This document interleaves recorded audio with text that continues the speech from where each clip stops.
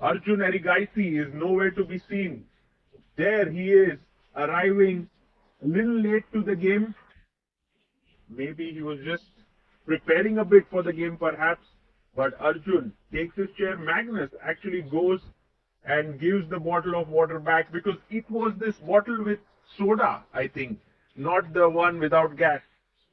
But there's no bottle there, so Magnus has to live with it. Pawn to e4 is what Arjun has played.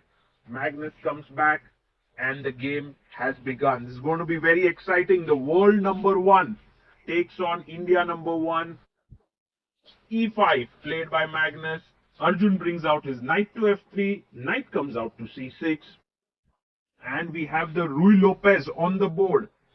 Will Magnus play a6 here, or will he go for the Berlin with knight f6? He goes for knight f6, the super solid Berlin. And Arjun says, I'm not going for any endgames. Anti-Berlin on the board with d3. And Magnus plays d6. The main move is to get your bishop out. But d6 is what Magnus has played. Arjun quickly castles it out. And Magnus now thinking about his move. He goes bishop e7. So it's a very modest way of development for black. And Arjun decides to take advantage of this fact. He plays d4 and Magnus quickly castles it out. Now, remember, if you try to win the e5 pawn, your own e4 pawn is hanging. So Arjun pushes the pawn to d5. You can drop your knight back to b8, but Magnus asks a question to the bishop. Where are you heading to? And if you go bishop d3, maybe he wants to come and attack here. So bishop goes to e2. The knight goes back. Now the e4 pawn is hanging.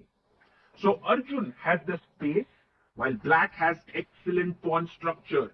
Knight d7 is played here and pawn to c4. Magnus quickly places his knight to c5, attacking the pawn on e4. The knight comes in and saves the pawn. But now Magnus gets the bishop pair. Queen takes d3. Arjun says my bishop was anyway not so great. It was hemmed in by its own pawns, so I'm okay to give it up. But now look at what Magnus has on his hands. This pawn structure is very solid and it's pointing in this direction, which means you try for the f5 break, and that's why he's gone knight e8 with the idea of f5.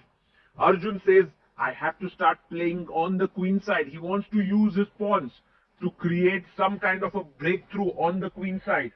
The game is heating up. Magnus comes back, and now f5. Is it going to be that? Yes, he plays it. Pawn to f5 on the board. Now, if you take here, the bishop comes out and it will be very dangerous. So, a5 played by Arjun and Magnus takes the pawn. Knight takes bishop f5. Not an easy decision by Magnus to take that pawn, by the way. He could have pushed it forward as well. But now, this is the position we have. There's a pin here. But Arjun's going to put his knight back on d2, reinforce his knight, push his pawn to f3. Magnus comes and attacks the knight on e4. What is Arjun going to play here? He takes his time. One of the ideas is to take on f6. The other one is to put your knight on d2. He does it. Knight comes to d2. So all of white's pieces are nicely positioned. He can push his pawn to f3 and then later on start rolling his queenside pawns. Meanwhile, for Magnus, his problem is the bishop on e7. He goes queen e8. And wow, the queen is going to come on this long diagonal here. Knight takes f6. You have to take with the rook or else you would have lost the bishop. Knight comes to e4. Now attacking the rook with a check there. So the rook comes back.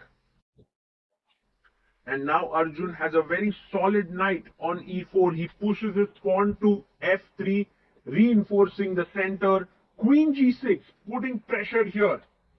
And maybe it's time for Arjun to just push his pawn to b4. That seems like the normal way to play here because his center is very stable. He goes b4. Nice move there. I always love these structures where a circle is created here. It gives white a lot of chances. b5, c5, lot of possibilities here. How is Magnus going to create play now? Because his bishop is not playing. This knight is very strongly placed in the center with the pawn on f3. You have to do something. And he pushes his pawn to h5. He wants to go h4, h3 and soften up the king side.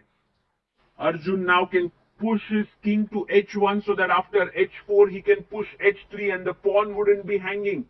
But he decides to play on the queen side. He plays b5. This is risky strategy now. Can Magnus push his pawn here? Yes, he does. Pawn to h4. h3 is the plan. Arjun now pushes b6. Wow. And now we can just take it. Yes, he takes it. Bishop takes. The bishop is not particularly very active here. But after rook c8, Magnus says, I've got the open file. I'm attacking the c4 pawn, and Arjun plays c5. He sacrifices a pawn here. First, Magnus says, mate in one threatened. You need to do something about it. So Arjun has to push his pawn forward. That goes without saying. He takes his time a bit. Maybe he's calculating if g4 is possible or not. That doesn't seem a very wise idea. He pushes his pawn to g3. And now, bishop takes e4. Can be taken. Yes, Magnus takes it. And the pawn on c5 is actually being lost. Now, Arjun is actually placing his trust on the passer on d5. So after fe4, yes, he has lost a pawn. But this pawn is a dangerous one. And that's the reason why Arjun has given up the pawn. He first takes the rook on f8. King f8. This is a pawn sacrifice. But perhaps it's not so well calculated because now Magnus pushes his pawn. Passed pawns lust to expand here. And passed pawns must be pushed. White's king, if it could reach in time to the c2 square, it would have been perfect. But Arjun's king is a bit too slow. He's now calculating and he plays his king to e2. Well, if he gets king d2, he should be doing pretty okay. But Magnus plays another beautiful move here, bishop c5. Because after takes, the a5 pawn will be weak. Also, the black king is moving in. Arjun plays rook b1. And look at Magnus there. He spotted a very strong move. c3 played. Now, the problem with this is that c2 is coming in. And then later on, I can take here and move my king in. Arjun comes up with king d3. And now Magnus takes on b6. You can't take with the rook because c2 here. So he takes with the pawn. And now Magnus can push it forward with c2. Yes, he pushes. Rook c1. Now the c2 pawn is doomed. But Magnus brings his king. And Arjun takes the pawn. Oh my God. We are going into a pawn endgame. King takes. Is this a draw? Is this a draw? Arjun is banking on the fact that he has a protected passer here. So Magnus can actually go and win this pawn. But what Arjun will do is he'll use his king and try to stop these two pawns. Meanwhile, he has a pawn on d5. This is all very complicated, but it seems like Arjun believes the position is drawn while Magnus feels it's winning. Who's right here? Well, the bar says that it's actually Magnus, but in the game, they do not see the bar. g5 has been played here. And now Magnus says to Arjun, where are you moving your king? King c3, king a4, few options there. Black can snatch this pawn. Question will remain that after king c5, you can push your pawns a bit forward. But will they become queens? First, Magnus takes the pawn. Now Arjun moves his king up. Magnus pushes it back with a check. King goes to c4 and he brings his king back to c7.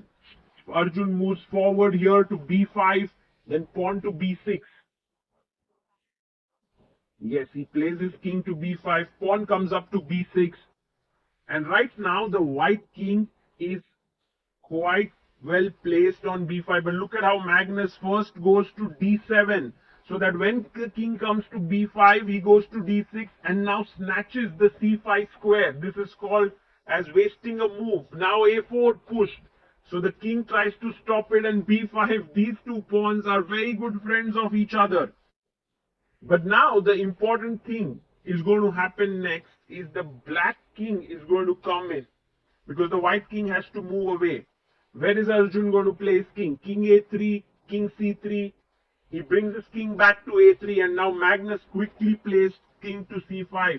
You can see the goat of endgame in action. He's not even thinking here.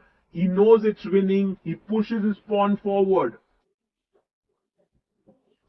Now Arjun choice between king a2 and king c2, but these pawns are just so rapidly advancing, and Arjun actually misevaluated the position because yes, he still has his d5 pawn left, but the black pawn duo are just so strong. b3 check has been given. You go with your king up to c3.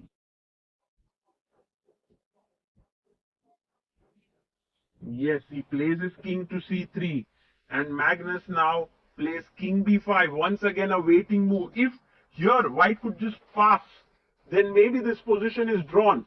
But that's the problem in chess. It's called zugzwang. You have to move. Once you move, it's disadvantageous to you.